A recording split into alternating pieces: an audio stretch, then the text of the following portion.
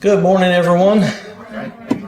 It's good to see everybody here this morning. Want to welcome everyone here and welcome any visitors we have. So last week we had left off, now we're in James chapter 2, and we had left off, we had looked at a question. I'm sorry, does anyone need a workbook? All right, because we've got some on the tables back there if anyone did need one. But all right, so we had left off, we were getting ready to do question number 5. And the question for number 5, why should one not show prejudice against the poor?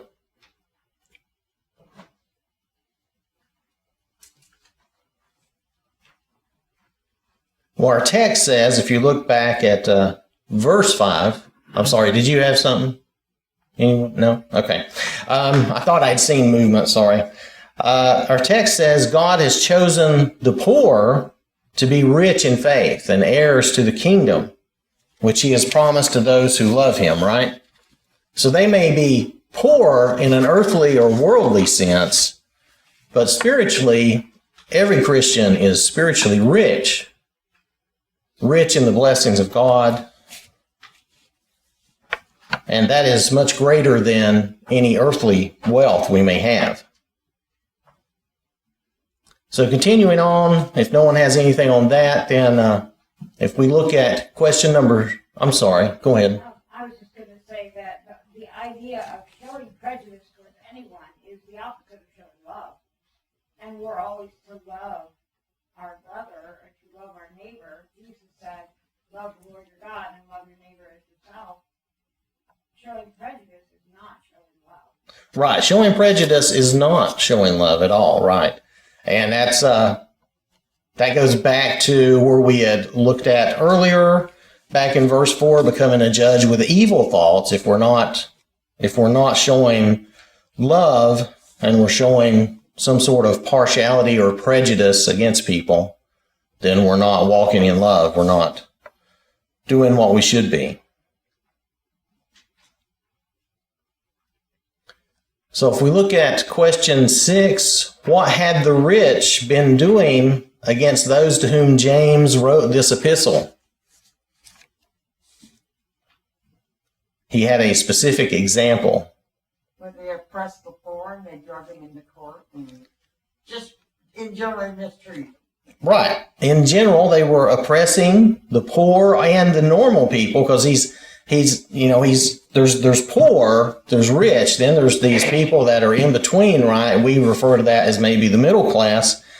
But he's saying, aren't the rich people the ones who oppress you? And aren't they the ones that drag you to court? Because we see that even today, right? Because if you can afford a good lawyer, it's kind of known that you're probably going to win, even if you're not morally in the right. I mean, that's the way we feel, right? When we see the way the court system is used, the rich have an advantage in that area. Just using the law to their advantage through their money and power. So, what else? There was another thing that was mentioned here. It was, yeah. Verse 7 talks about these rich people blaspheming the honorable name by which you're called. So Jesus, they're blaspheming the name of God. Right. And I took down that they're really having faith in their wealth. And, it's difficult for them, as the Lord has said, to trust and believe in God and to not trust and believe in their riches, because they have that wealth. So it's hard for them to believe and follow the Lord. Does anyone have anything else on that?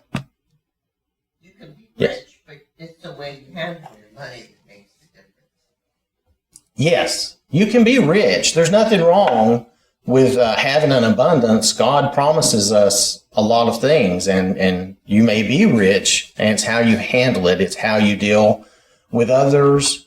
What do you do with your riches? Or are you just hoarding it up like some of the stories again that the Lord gave us for examples? Are you just hoarding all that up, or are you actually sharing that with people in need? It makes a difference. And that's a lot of what James is talking about is practical application. So, But it's hard for the rich to be humble. it is. And it's hard for them to be humble and to come to God and say, I need you, I need this, because they have so much in their lives and they feel like, well, I don't need anything. I don't need you. That sounds awful, but I can see how in a worldly sense someone could get that, attitude if they have that much stuff that they just don't see that they need anything. Does anybody have anything else? Yes. Just kind of saying the same thing, I guess, but that it's not that they were rich that was the problem inherently. Right. But the rich people they were seeing it in their context were these people who were ripping them off and taking them to court and blaspheming the name of God, and so. But yet they were trying to honor the rich in a way, like think, well, that they're holy or something. Talking about coming into their assembly, all fancy, and they're going to honor that person. But they need to realize in the context, those were the unrighteous people that need to put it in context. Yes, the fact that they were rich was not the problem. It was their attitude, their belief, and the way they acted, and the way they did oppress them and take them to court. And there was a belief. And I forget where I'd read this. There was a belief at one point in Jewish society that the rich were the blessed of God, so they must be doing something right. So if they saw someone rich, they said, well, gosh, this person must be doing the right thing. I need to act that way or be that way. And we know that's not always the case. But that was a belief they had. Because I can remember there was a conversation with the disciples and Jesus, and they were like, well, then who can be saved if the rich can't be saved, Let's see. Did anybody have anything else on that?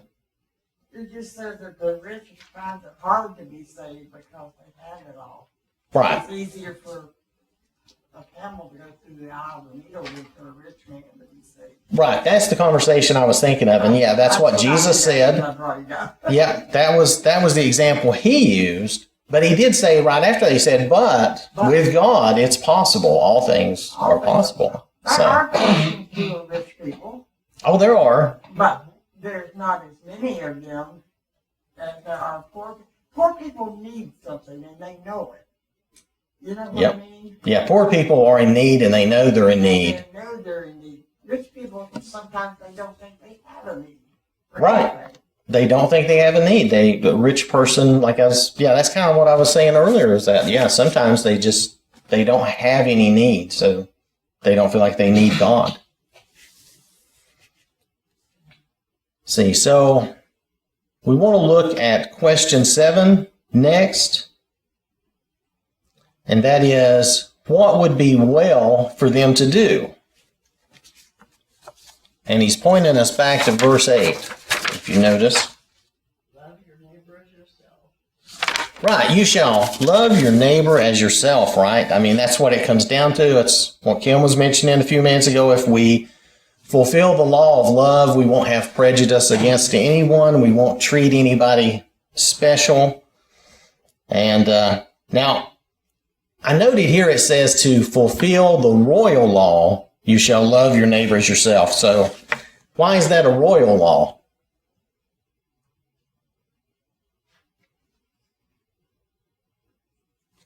Who's our king? Jesus, right?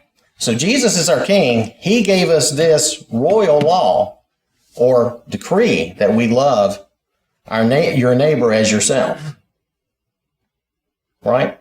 I just thought that was very good wording that James had there, that this was a royal law. Does anyone have anything else on that? All right. So if we look at question 8, what is the consequence of showing partiality? Right. If we're prejudiced, it's a sin, right? If we're prejudiced against others. If we're judging the book by the cover, so to speak, and we're just treating them poorly, that is a sin. And it says that when we do that, we're breaking that law. We're breaking that royal law. So then we are transgressors.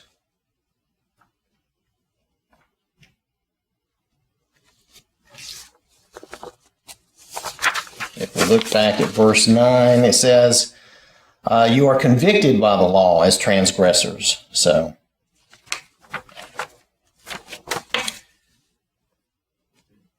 yes. In the context, and just going back in my mind here, he's talking about specifically if you have a rich man coming to church and a poor man coming to church, and you treat the rich man nice, and that you tell the poor man, go sit down at my feet and all this, and that's what he's talking about, being partial. Right. That's a specific example. Yeah. Right. Right. But it would apply, because we know this has happened, it would apply if you were going by skin color, baldness, whatever you want to use to distinguish people. If we're always just, and we do have a tendency as humans to lump people in groups, but if we use that in a harmful way, in an offensive or unloving way, that's wrong. Yes. And we need to remember what Jesus showed. He showed to his apostles, he had the heart of a servant. And having that willingness to serve others and to wash their feet and humble himself, we need to follow his example and humble ourselves and do for others. And if that means go and clean our house or do tasks that may not be the most pleasant or not our favorite things to do, but that person has a need, we need to jump in there and do that and humble ourselves and say, well, I don't do that, and somebody else can go do that. Well, Jesus did set the example really, and he set the bar really high because he humbled himself as a servant, like you said, washed the disciples' feet. And he said that, as he did that, so, we should take care of each other in a similar manner. We should humble ourselves and be a servant to others. And it doesn't matter if they're rich or poor or whatever group you want to lump them in. If we have someone that comes in the congregation, we should always treat them the same, right? I mean, admittedly, you want to teach anybody that comes in that doesn't know the Lord about the Lord, but you can't do that by mistreating them or, somehow being offensive toward them. Since we're specifically talking about that, I would say you could expand that out even further in just your regular daily life, but still, that's our example. That's what we're looking at. Does anyone have anything else? All right, so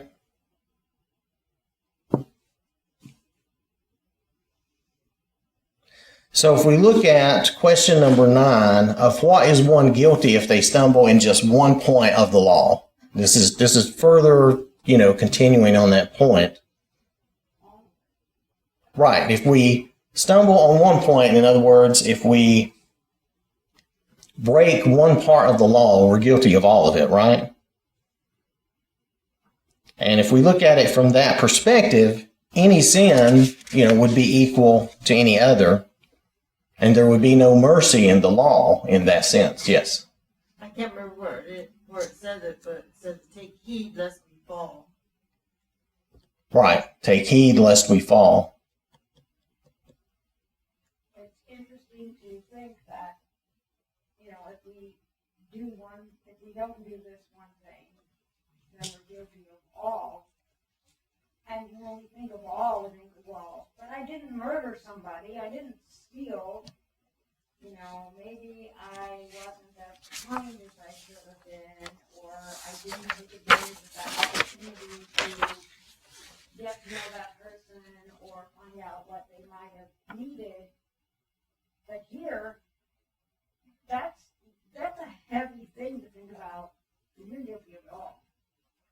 Right. Well, and he's making the comparison either way, no matter which sin you commit. If you look at any sin that we might do, no matter what sin we commit, we have become a transgressor. We have broken the law. It doesn't really as humans, now we tend to categorize and we say, well, this sin is not as bad as that sin. But really, if we're sinning, we're breaking the whole law regardless. I mean, that's just the way it is. That's the way it's stated.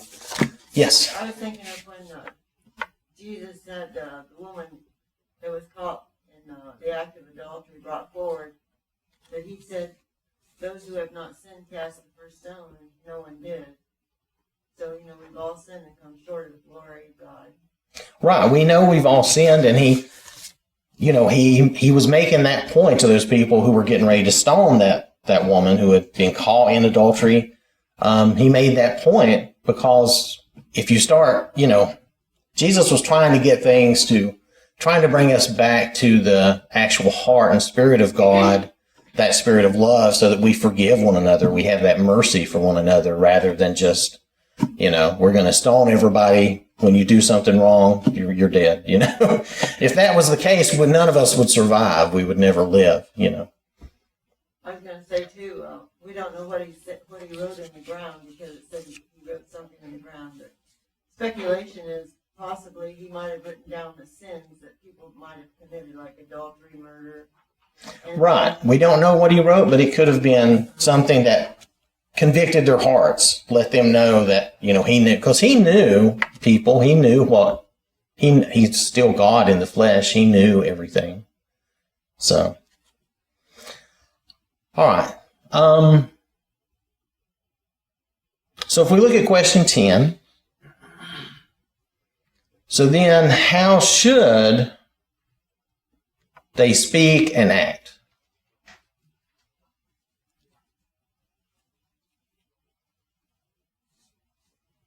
What says, right, in verse 12, it says, so speak and so do or act as those who will be judged by the law of liberty, right? The law that the Lord gave us. We should do and act and speak as if we will be judged according to that law. Love your neighbor as yourself.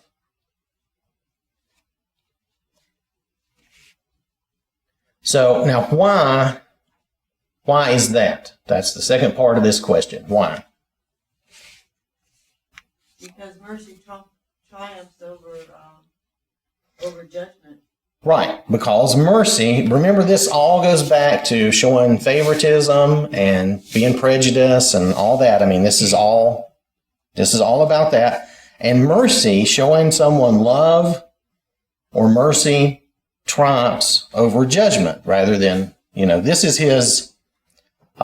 is James' solution. These verses 12 and 13. This is the answer to the whole problem, right? We should act as those who will be judged by the law of liberty. In other words, we should act as Jesus told us to act. And then the fact that compassion, if we have compassion for others, we will not commit that sin. And that would be the solution. Yes. If we want mercy, we need to show mercy to others. It's similar to when Jesus said, you want to be forgiven, you need to forgive others. And it's the same idea. We want others to give us the benefit of the doubt and forgive us, or even if we know we've done something to offend them, we come to them and we say, I'm really sorry that I did that or said that. Please forgive me. We need to have that heart of humility, and we need to extend forgiveness and mercy to other people that may have offended us or hurt us or deeply wounded us or to take advantage of us financially or whatever the situation. Yes, we do need to extend, mercy and forgiveness to those around us if we want to receive that, because he plainly says in verse 13, judgment is without mercy to the one who has shown no mercy. And we know the Lord even mentioned that in a parable. Yes? There's a story in the Bible about a man that owed money to another man. And the man showed mercy on him and said it was okay. But then the man that had mercy showed upon him had people that owed him money. He did not show mercy. And he paid for that. Yep, that was the parable I was thinking of. Is he owed the master a huge sum. The master forgave him that sum, and then he went to somebody who owed him just a little bit of money, and he had him thrown in jail and just mistreated him, just really, So, yeah, that was the parable I was thinking of too. And we need to make sure that we are, having compassion on others. Does anyone have anything else on that before we move to the next section of the chapter? All right. So we're going to read James chapter 2, verses 14 through 26. Now, we had looked back at our summary, and this has to do with true religion showing faith through works, okay? So that's kind of the topic James is moving to here. Okay, James chapter 2, verses 14 through 26. What does it profit, my brethren, if someone says he has faith but does not have works? Can faith save him? If a brother or sister is naked and destitute of daily food, and one of you says to them, "Depart in peace, be warmed and filled," but you do not give them the things which are needed for the body, what does it profit? Thus also faith by itself, if it does not have works, is dead. But someone will say, "You have faith, and I have works. Show me your faith without your works, and I will show you my faith by my works. You believe that there is one God. You do well. Even the demons believe and tremble. But do you want to know, O foolish man, that faith without works is dead?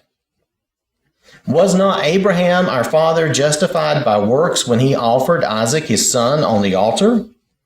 Do you see that faith was working together with his works, and by works faith was made perfect? And the scripture was fulfilled, which says, Abraham believed God, and it was accounted to him for righteousness. And he was called the friend of God. You see then that a man is justified by works and not by faith only. Likewise, was not Rahab the harlot also justified by works when she received the messengers and sent them out another way? For as the body without the spirit is dead, so faith without works is dead also.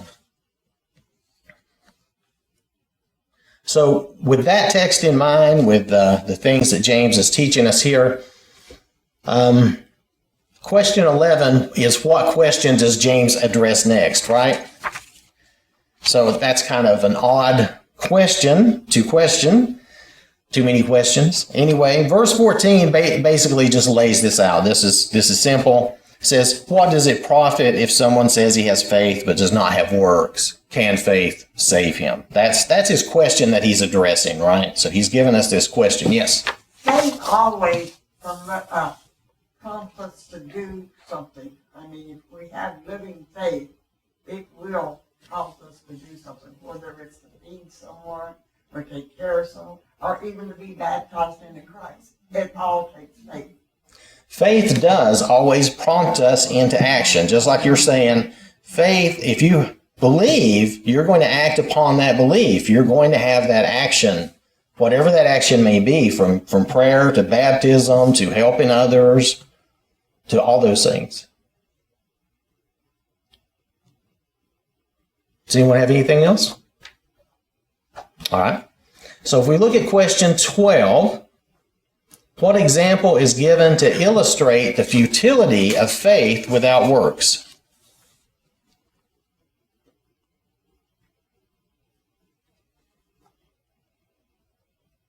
Yes, ma'am. You see someone in need, instead of actually helping them, you just say, good luck with that. I wish you well, but you don't give them the things that they truly need.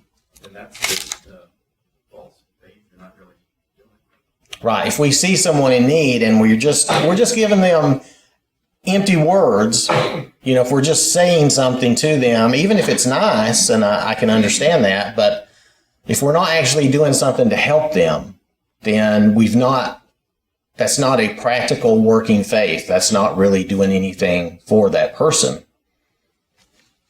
And that's just an example, but you can take that example out to a lot of things. If we're not having a practical impact and actually doing something, then do we really have faith? You have to really question it, because is that faith of any value? Yes. Reminds me of Jesus saying that, in vain do they worship.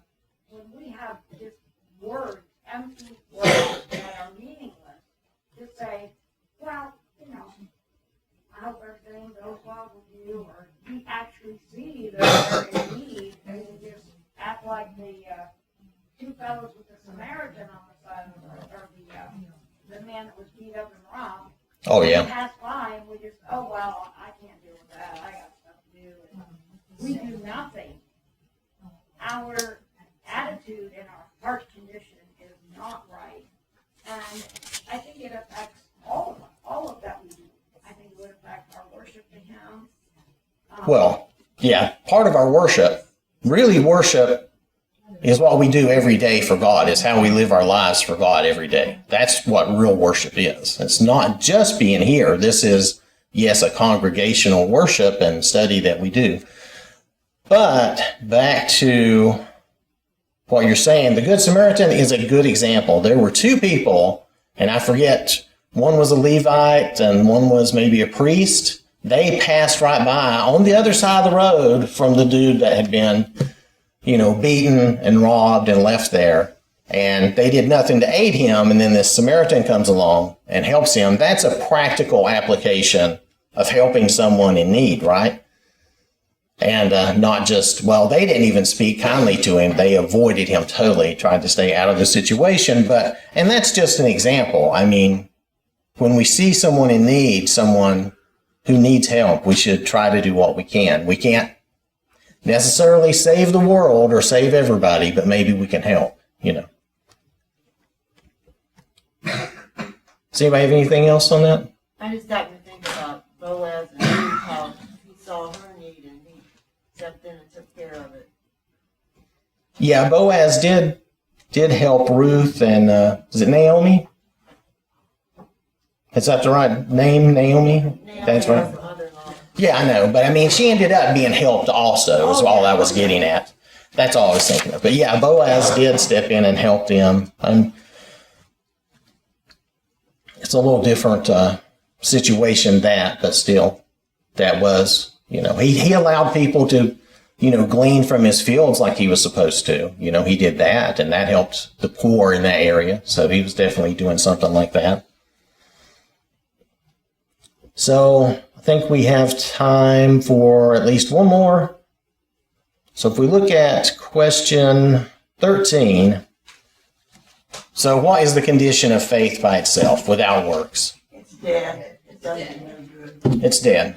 It's worthless. It's useless. It's like I said earlier, empty words. It doesn't mean a lot if we're not actually doing something. I would even question, if we're not acting on it, do you really even believe if you're not doing anything based on it? I mean, that would be me, just in self-examination. That's just the way I look at it. So then if we look at question 14, how does James challenge the person who only has faith? Kind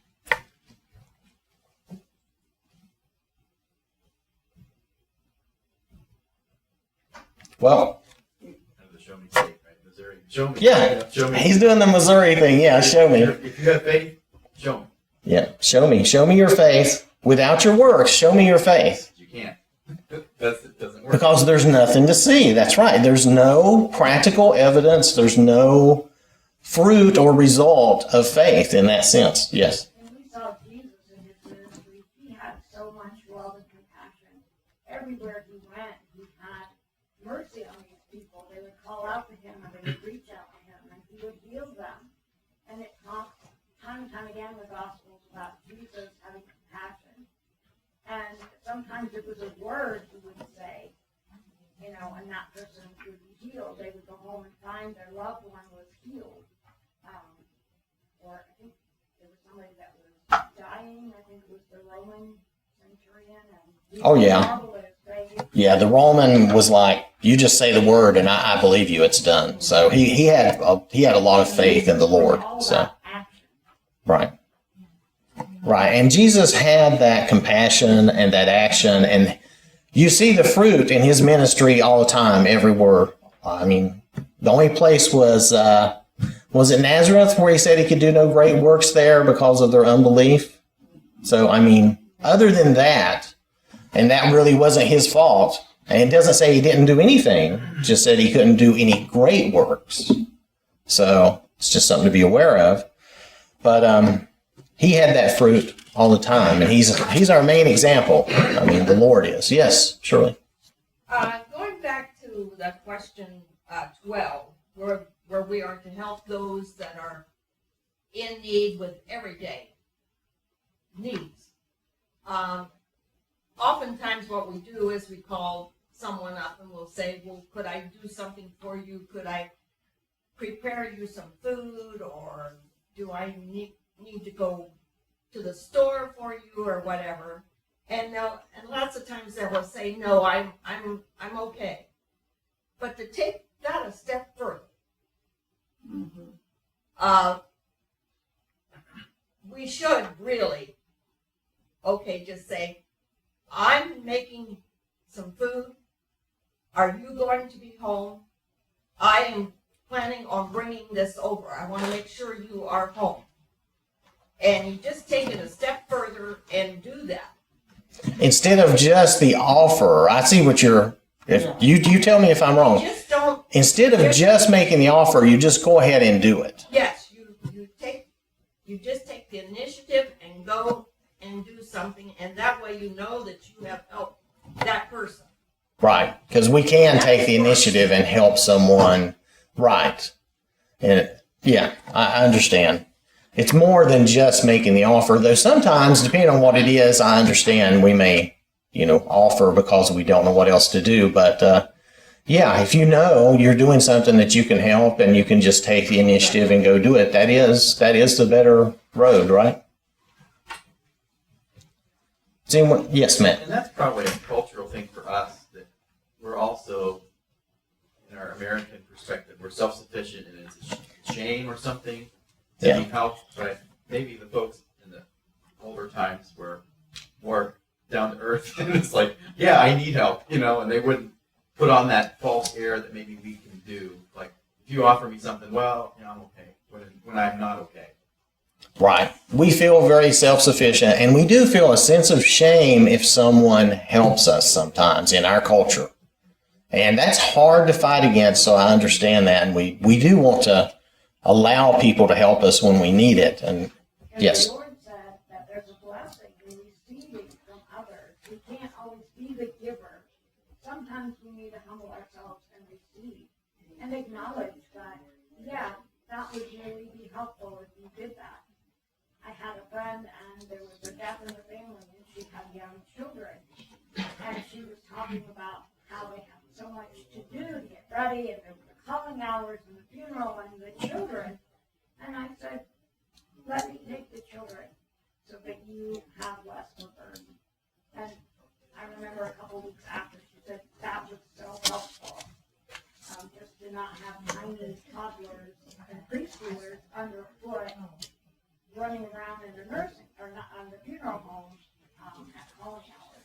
Right. There's a lot of practical things like that we can do to help others, and that's what we should be doing. Definitely, that's the idea of this, is good practical faith where we're loving and helping others. Yes?